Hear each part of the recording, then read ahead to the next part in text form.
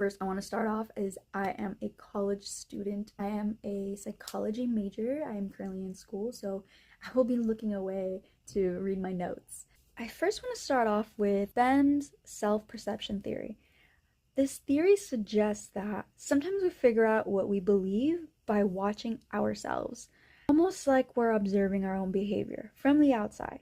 So for example, if I notice that I volunteer a lot to help people, I might start to think that helping others really matters to me, and maybe that's a part of who I am. So in this case, the behavior comes first and the attitude grows from it.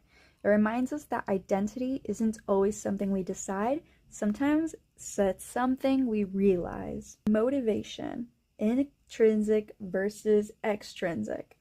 Intrinsic motivation is doing something because it feels fulfilling, natural, or joyful. And extrinsic is doing something for a reward or approval. Something actually very interesting here is the over-justification effect. When we reward a behavior too much, the internal joy can fade. So for example, I love to paint. If I started doing it for money, feeling behind the act will shift. I might not even find joy in painting again. Emotion, arousal, and labeling. Our emotions also influence our attitudes, especially how we label what we feel.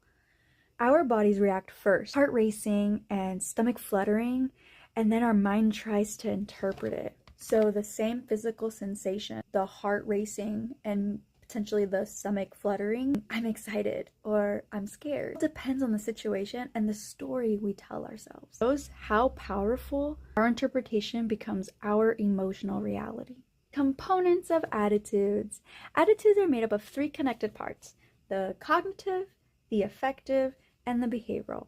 Cognitive is what we think or believe. Affective is what we feel emotionally. And behavioral is how we choose to act and respond. These three don't always agree with each other, and that's where inner conflict can come from. Understanding them actually helps us understand ourselves more compassionately. Explicit and implicit attitudes. These are attitudes we know we have and the ones we don't realize are there. Explicit attitudes are conscious, like saying, I value kindness or honesty. Implicit attitudes are subconscious, automatic reactions shaped by experience, culture, or memory. Sometimes they match and sometimes they don't. So how I interpret this is that our mind is layered. It's layered from experience,